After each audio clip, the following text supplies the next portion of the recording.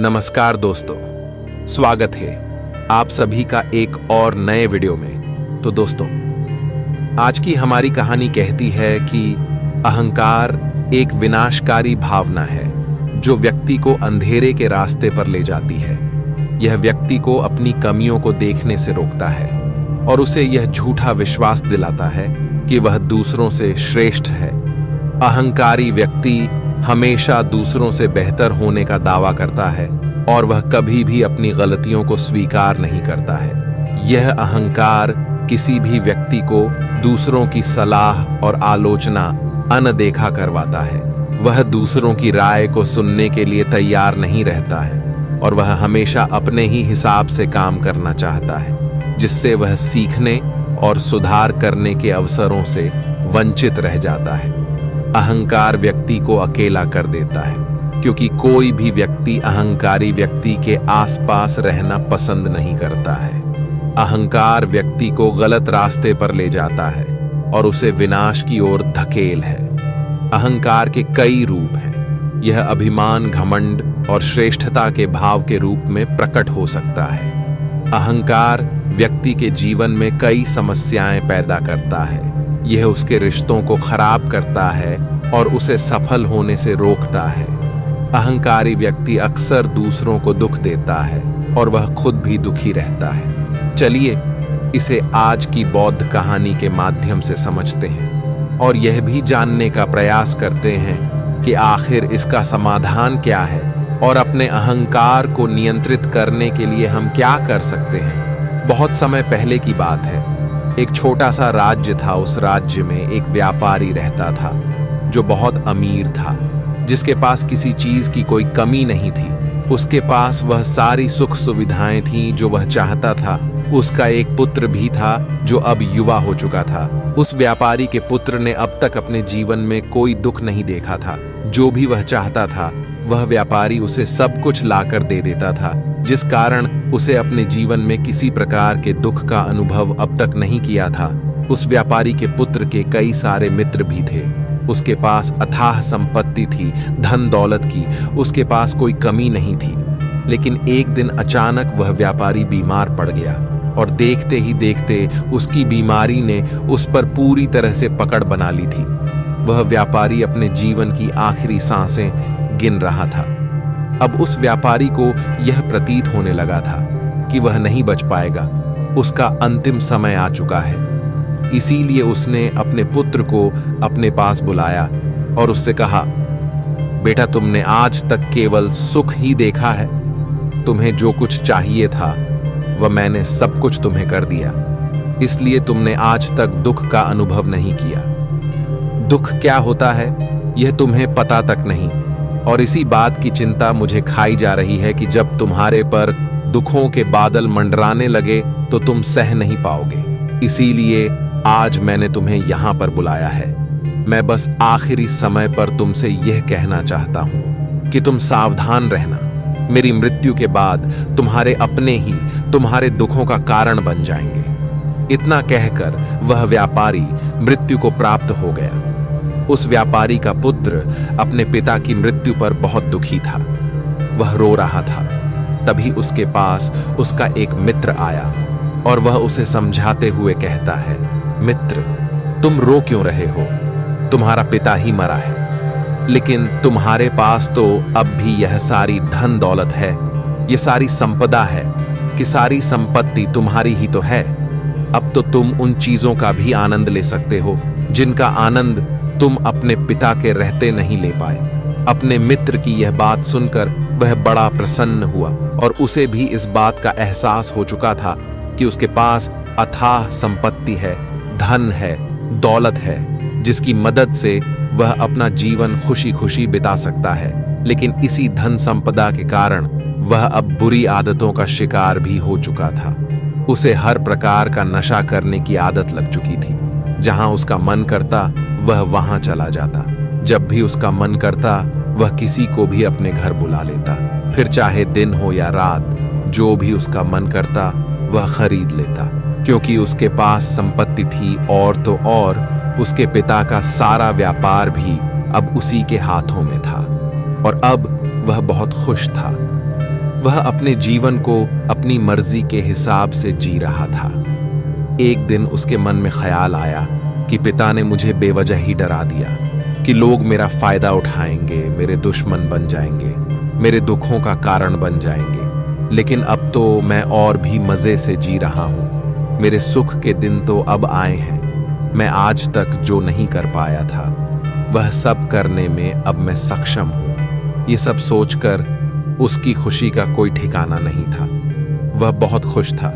तभी एक दिन उस राज्य में एक बहुत बड़ा अस्पताल का निर्माण हो रहा था और इस अस्पताल के निर्माण के समय पर एक घोषणा करवाई गई कि जो भी इस अस्पताल के लिए सबसे अधिक दान देगा उसका नाम उस अस्पताल के एक पत्थर पर स्वर्ण अक्षरों में लिखा जाएगा। जब उसके मित्र ने यह बात सुनी तो वह दौड़ा दौड़ा उसके पास आया और उसे सारी बात बता दी। तब उस व्यापारी के पुत्र ने यह तय किया कि वह अस्पताल को सबसे बड़ा दान देगा और उसने ऐसा ही किया। और साथ ही यह भी निश्चित हो गया कि उसका नाम उस अस्पताल के एक पत्थर पर स्वर्ण अक्षरों में लिखा जाएगा। लेकिन जब वह दान देकर वापस घर की ओर लौट रहा था तो रास्ते में उसे एक साधु मिले जो भोजन की मांग कर रहे थे। इस पर वह घमंडी व्यापारी का पुत्र कहता है, तुम जैसे लोग केवल 2 वक्त की रोटी के लिए हमेशा चिल्लाते रहते हो। पता नहीं तुम लोग कहां से आ जाते हो और भगवान तुम लोगों को पैदा ही क्यों करता है। तुम लोग गंदगी हो, तुम्हें जीने का कोई हक नहीं। केवल अपना पेट भरने के लिए 2 वक्त की रोटी के लिए तुम किसी के सामने भी झुक जाते हो। यदि झुकना ही है तो उस ईश्वर के सामने झुको, शायद वह तुम्हारी गलतियों को माफ कर दे और तुम्हें एक अच्छा जीवन प्रदान करे। हो सकता है वह तुम्हें भोजन भी दे दे। वह लड़का उन साधु को खरी खोटी सुनाकर वहां से चला गया। धीरे धीरे उस लड़के के पास उसके मित्रों, सहयोगियों और रिश्तेदारों की संख्या बढ़ने लगी। अब हर कोई उससे बिना पूछे कोई काम नहीं करता था। हर चीज में उसी से पूछा जाता था, जिस कारण उस लड़के को लगने लगा था कि अब मेरे बिना कोई काम नहीं हो सकता। जो भी हूं मैं ही हूं। जिस कारण उस लड़के का अहंकार अब 7वें आसमान पर था। सभी लोगों ने उसका मन जीत लिया था। सब लोग उसके विश्वास पात्र बन चुके थे। उस लड़के के पास अपार धन था, जिस कारण सब उससे जुड़े हुए थे। लेकिन यह बात उस लड़के को समझ नहीं आ रही थी। सभी लोग विश्वास के नाम पर अब उस लड़के से धन उधार लेने लगे थे और वह भी खुशी खुशी लोगों को धन उधार में दे दिया करता है। जो कोई उसे धन उधार लेने आता वह जितना मांगता वह उससे ज्यादा ही उन्हें दिया करता, क्योंकि वह सभी की नजरों में अपने आप को साबित करना चाहता था। वह अपने आप को महान दिखाना चाहता था। लेकिन धीरे धीरे उसकी बुरी आदतों के कारण अब उसका व्यापार चौपट होने लगा था। देखते ही देखते एक दिन व्यापार में उसे बहुत बड़ा घाटा हुआ। उसका पूरा व्यापार कर्ज में डूब गया। अब वह बहुत परेशान हो चुका था, बहुत चिंतित हो चुका था। उसे यह समझ नहीं आ रहा था कि आखिर यह सब क्या हुआ।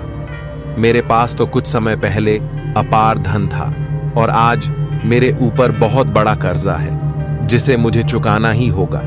तभी उसे उधार दिया हुआ धन याद आया जो उसने अपने मित्रों और सहयोगियों को दिया था, अपने रिश्तेदारों को दिया था। उसने सभी से वह अपना दिया हुआ कर्ज वापस मांगना शुरू किया, लेकिन किसी ने भी उसका दिया हुआ कर्ज उसे वापस नहीं दिया, बल्कि लोगों ने उसे दुत्कार कर वहां से भगा दिया।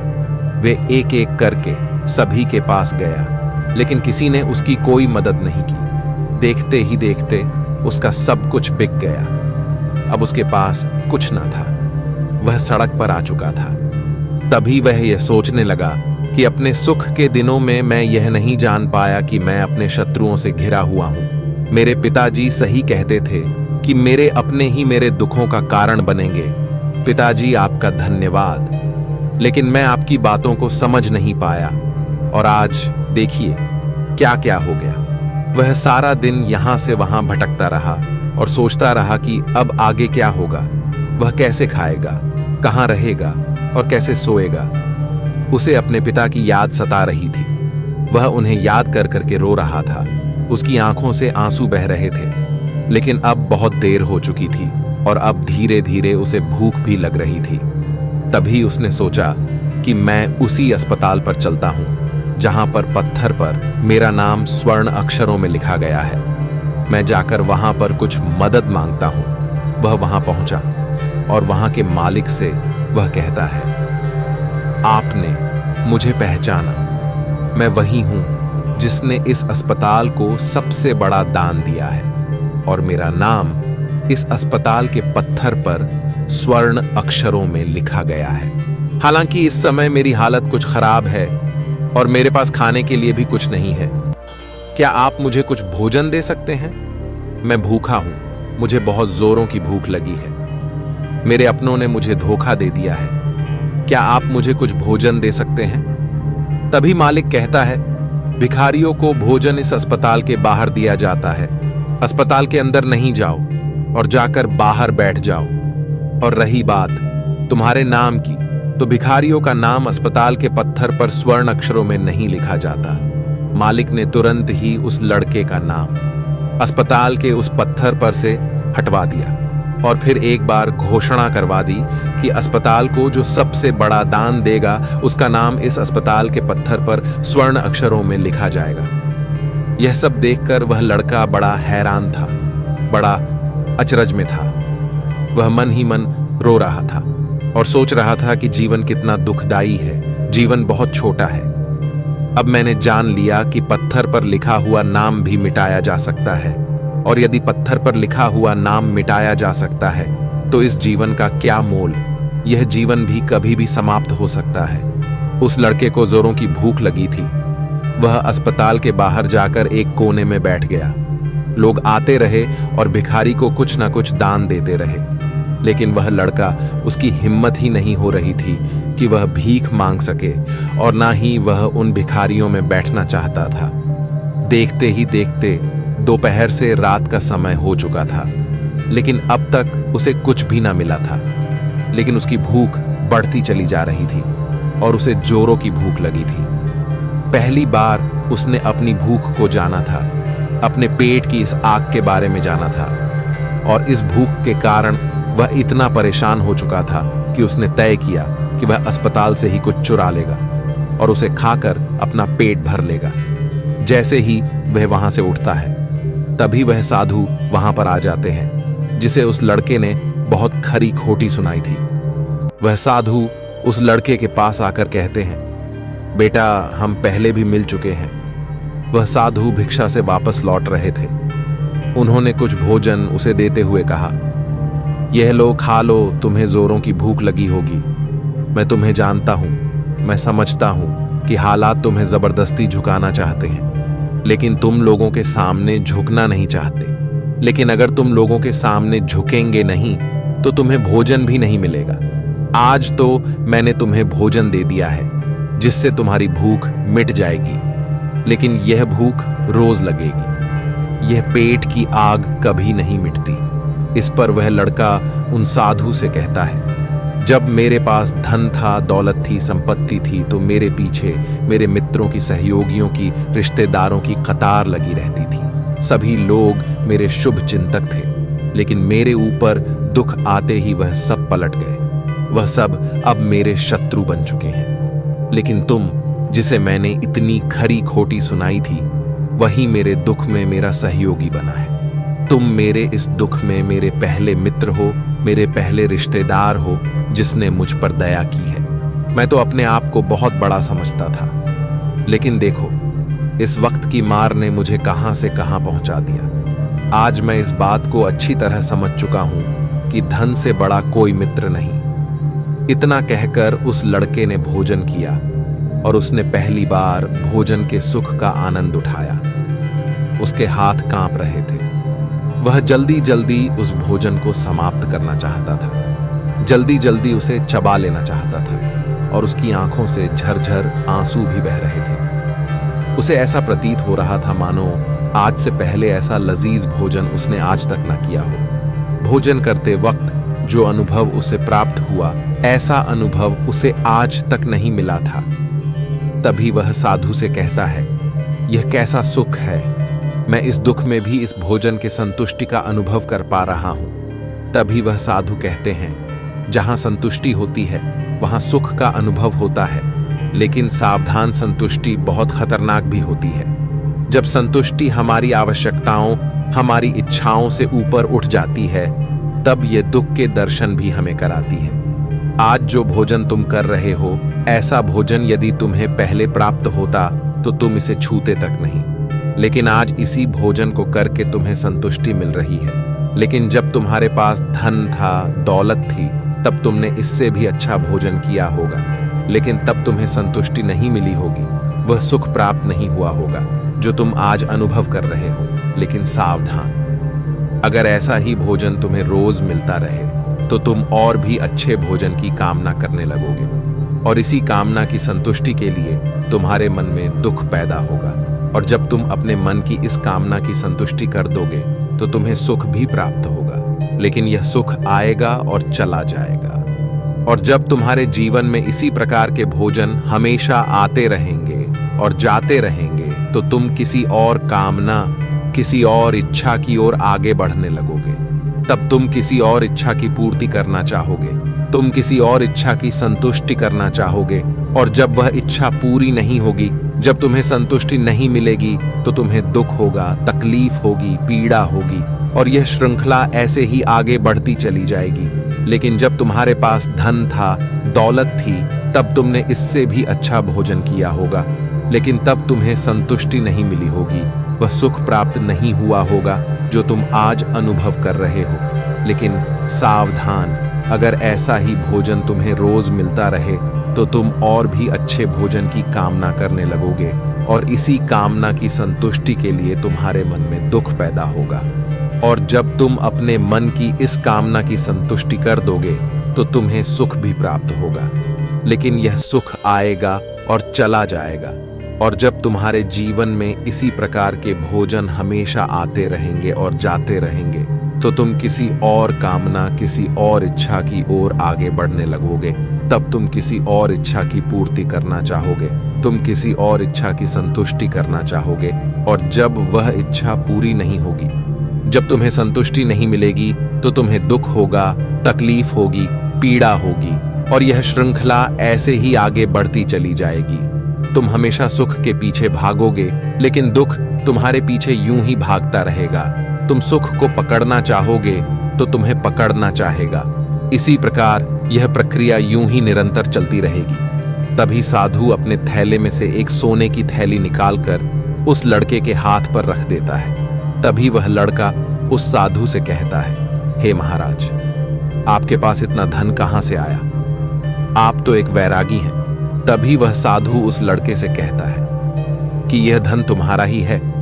उस दिन जब तुम मुझे खरी खोटी सुनाकर अपने घर की ओर आगे बढ़ रहे थे, तभी तुम्हारी जेब से यह सोने के सिक्कों से भरा हुआ थैला नीचे गिर पड़ा, और मैंने इसे उठाकर अपने पास रख लिया, ये सोचकर कि जब तुम मुझे मिलोगी तब मैं इसे तुम्हें लौटा दूंगा। लेकिन उस दिन के बाद से आज तुम मुझे मिले हो, इसलिए मैं तुम्हें इसे लौटा रहा हूं। ले लो, यह तुम्हारा ही है। इस पर वह लड़का कहता है, हे महाराज, इसी धन के लिए तो मुझे मेरे मित्रों ने, मेरे सहयोगियों ने, यहां तक कि मेरे रिश्तेदारों ने भी मुझे धोखा दिया, लेकिन आप वो पहले शख्स हैं जो मुझे यह धन लौटा रहे हैं। और वहीं पर जो मैंने धन, जो कर्ज मैंने अपने मित्रों, अपने सहयोगी, अपने रिश्तेदारों को दिया था, अपने बुरे समय पर जब मैंने उनसे मांगा तो उन सभी ने वो धन देने से मुझे मना कर दिया। कईयों ने तो मुझे खरी खोटी सुनाकर अपने घर से धक्के मारकर निकलवा दिया। लेकिन आप महाराज, वह पहले शख्स हैं जिन्होंने मेरे इस बुरे समय पर मेरा साथ दिया है, मेरा धन मुझे वापस लौट आया है। मैं आपकी सहायता के लिए आपका आभारी हूं। मैं इस धन से अपना व्यापार फिर से शुरू करूंगा और इस व्यापार को नई ऊंचाइयों तक ले जाऊंगा।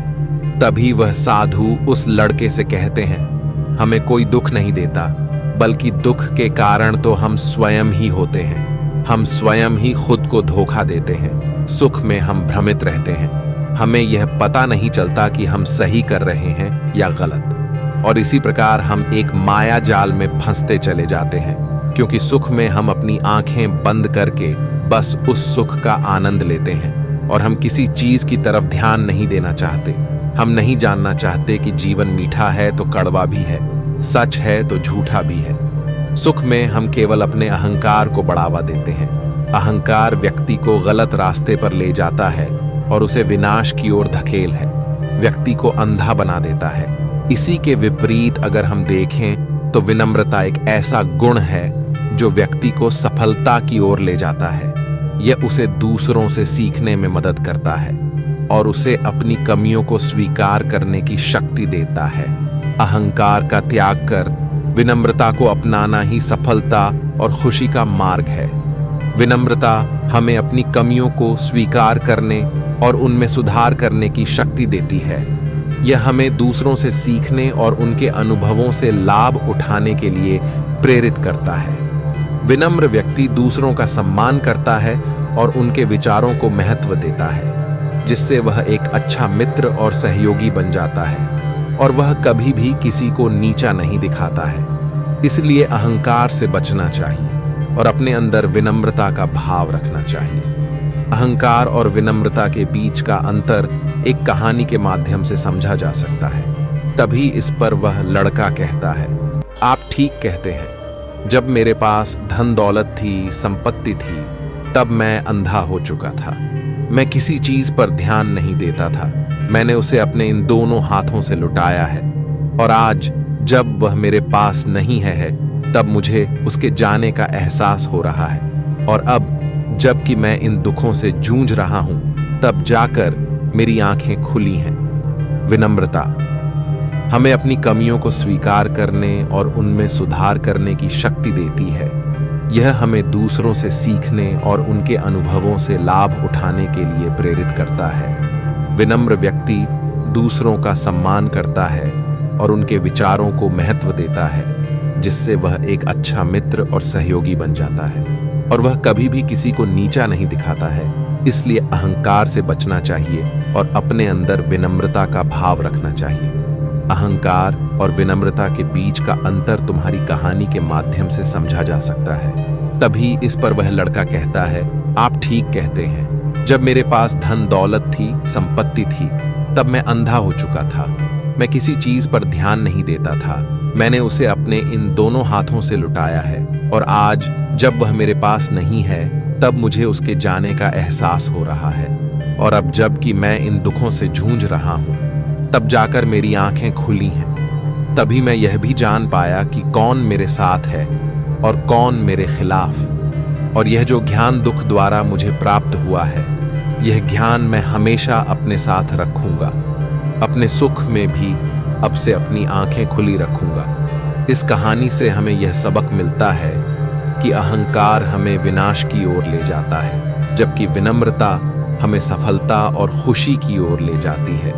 इसलिए हमें हमेशा विनम्र रहना चाहिए और दूसरों से सीखने के लिए तैयार रहना चाहिए। विनम्रता ही सफलता का मार्ग है। दोस्तों, उम्मीद है कि आपने आज की इस वीडियो से जरूर कुछ ना कुछ सीखा होगा। तो इस वीडियो को लाइक और अपने दोस्तों के साथ शेयर करना ना भूलें और हमें ऐसे ही सपोर्ट करने के लिए चैनल को सब्सक्राइब बटन को जरूर दबा दें। तो चलिए मिलते हैं ऐसी ही कोई नई कहानी में कोई नए मैसेज के साथ। तब तक के लिए अपना ख्याल रखें। धन्यवाद।